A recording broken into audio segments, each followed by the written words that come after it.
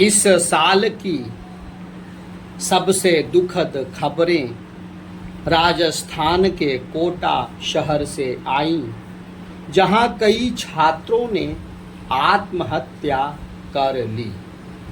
अकादमिक दबाव के समक्ष युवा छात्र छात्राओं का इस प्रकार बिखर जाना बहुत ही त्रासद है। इससे भी अधिक चिंताजनक यह है कि क्या हमने इन स्थितियों से बचने के लिए पर्याप्त प्रयास किए हैं। इस तथ्य को स्वीकारने में कोई संकोच नहीं कि भारत में इंजीनियरिंग एवं मेडिकल प्रवेश के लिए परीक्षा विश्व की कठिनतम परीक्षाओं में से एक है। भले ही अकादमिक परिदृश्य कितना ही कठिन क्यों ना हो, लेकिन हम उसकी गुणवत्ता से कोई समझौता नहीं कर सकते। यदि हम ज्ञान के इस युग में शीर्ष पर रहना चाहते हैं तो गहन शिक्षा का कोई विकल्प नहीं हो सकता। वस्तु स्थिति यह है कि अकादमिक बोझ के बजाय प्रतिस्पर्धी दबाव छात्रों पर कहीं अधिक भारी पड़ रहा है।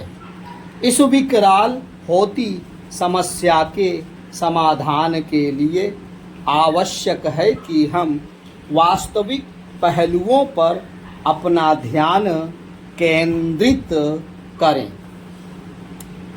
देश में उच्च शिक्षा के मोर्चे पर मांग एवं आपूर्ति की दृष्टि से गहरी खाई विद्यमान है। लाखों आवेदकों की तुलना में उपलब्ध सीटों की संख्या अत्यंत सीमित है, जिसके कारण सफलता की दर बहुत कम है। विशेष रूप से सामान्य वर्ग के उन छात्रों के लिए जिन्हें किसी प्रकार के आरक्षण का लाभ नहीं मिलता। ऐसे में हमें अपना बुनियादी ढांचा बेहतर बनाना होगा। अधिक कॉलेज और विश्वविद्यालय खोलने होंगे ताकि ज़्यादा सीटों के साथ अधिकतम छात्र समायोजित हो सकें। जिस गति से मांग बढ़ रही है उसकी पूर्ति के लिए आपूर्ति कई गुना बढ़ानी ही होगी। उच्च शिक्षा में निजीकरण की व्यवस्था भी अपेक्षित रूप से फलदायी नहीं सिद्ध हो पाई। अधिकांश निजी कॉलेजों के साथ गुणवत्ता की समस्या है, जिस कारण वे छात्रों की पहली प्राथमिकता नहीं बन पाते। प्रतिष्ठित संस्थानों में चुनिंदा सीटों का होना एक प्रमुख चुनौती है। इसीलिए छात्रों की वरीयता सूची में शीर्ष पर आने वाले शिक्षण केंद्रों की क्षमताओं को बढ़ाना अति आवश्यक है। हमें अधिक कॉलेजों की आवश्यकता है। हमें अधिक कॉलेजों की आवश्यकता है, विशेष रूप से टीयर 2 और टीयर 3 शहरों में।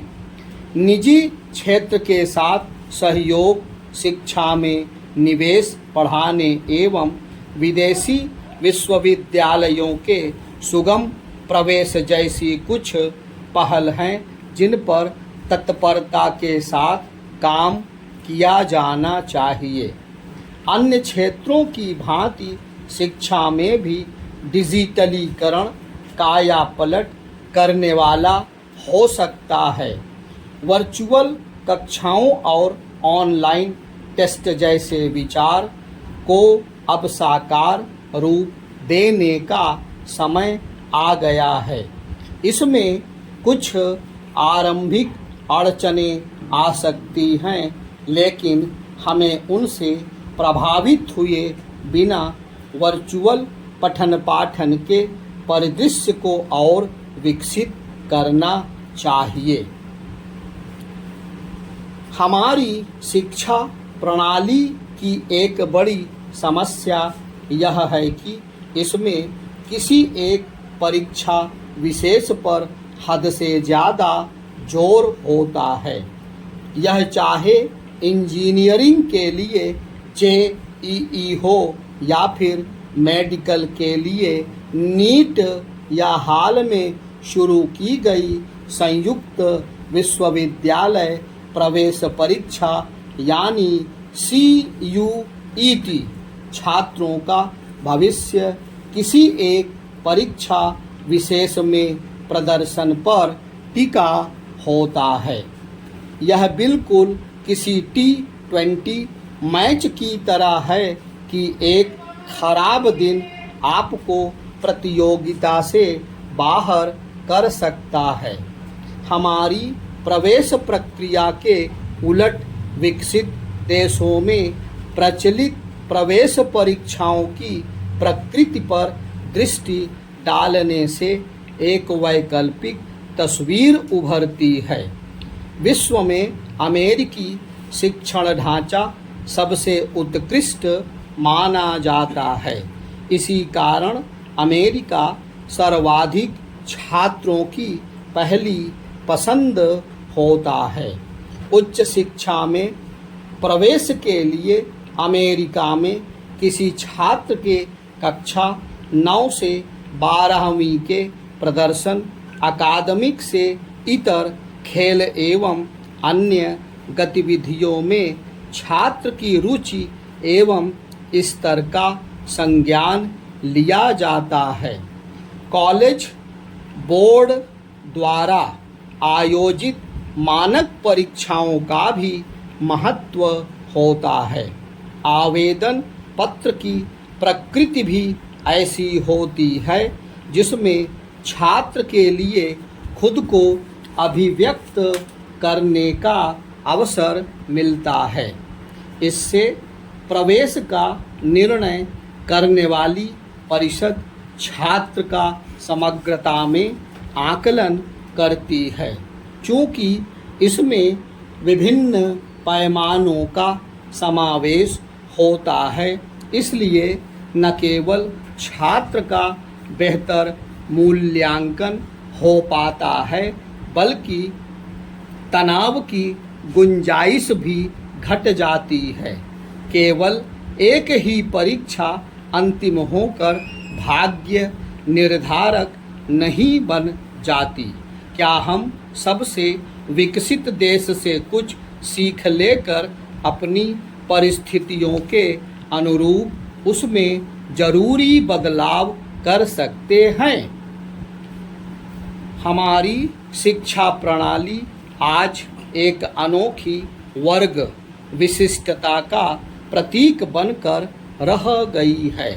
जिस प्रकार देश में एक आर्थिक अभिजात्य वर्ग है, वैसे ही शिक्षा में एक कुलीन वर्ग स्थापित हो गया है, जहां शीर्ष पर रहने वाले 5% या उसके आसपास ही गुणवत्तापरक उच्च शिक्षा हासिल कर पाते हैं। बचे हुए लोगों में जो वहन करने में सक्षम होते हैं विदेश चले जाते हैं। यह प्रतिभा पलायन का भी कारण बनता है। जो विदेश नहीं जा पाते वे समझौते या संघर्ष के लिए विवश हो जाते हैं। इससे दबाव उत्पन्न होना स्वाभाविक है। ऐसे में यक्ष प्रश्न उभरता है कि क्या औसत छात्रों के लिए भी अपनी पसंद या रुचि की उच्च शिक्षा तक सहज पहुंच नहीं होनी चाहिए? इसमें समाज और विशेष रूप से अभिभावकों, अध्यापकों और सहपाठियों की भूमिका अत्यंत महत्वपूर्ण है। निसंदेह इंजीनियरों, डॉक्टरों, कंप्यूटर एवं तकनीकी पेशेवरों की हमेशा से बड़ी आवश्यकता रही है और वह भविष्य में भी बनी रहेगी। वहीं इस तथ्य को भी विस्मृत नहीं किया जाना चाहिए कि लेखाकारों, बैंकरों, वकीलों, वित्तीय सेवा प्रदाताओं के अतिरिक्त शिक्षकों, कलाकारों एवं लेखकों के साथ ही अन्य गैर तकनीकी लोगों के लिए भी शिक्षा एवं व्यवसाय में सबसे महत्वपूर्ण बिंदु गुणवत्ता का है। तकनीकी दक्षता एक महत्वपूर्ण कौशल अवश्य है, फिर भी पारंपरिक विज्ञान को लेकर यह जुनून थमना ही चाहिए। इस चर्चा में नागरिक समाज के लिए भी कुछ विचारणीय पहलू हैं। क्या हम अपने बच्चों को एक संवेदनहीन समाज का सामना करने के लिए तैयार करें या उनकी ऐसी परवरिश करें कि वे इस दुनिया को अधिक संवेदनशील बनाएं? लैटिन की एक प्रसिद्ध कहावत है, ओ टेम्पोरा ओ मोर्ज, जो समाज की विकृतियों से जुड़ा व्यंग्यात्मक बिंब है कि हम आखिर कैसे दौर में जी रहे हैं। यह इस संदर्भ में प्रासंगिक है कि हम असफल को सांत्वना देने के बजाय सफल को बधाई देने के लिए अधिक उत्साहित रहते हैं। अब यह अनिवार्य है कि छात्रों के तनाव और उनके बीच बढ़ती आत्महत्या की प्रवृत्ति को रोकने के लिए हमें एक संवेदनशील और समानुभूतिक भाव वाले समाज के सृजन के लिए प्रयासरत होना चाहिए।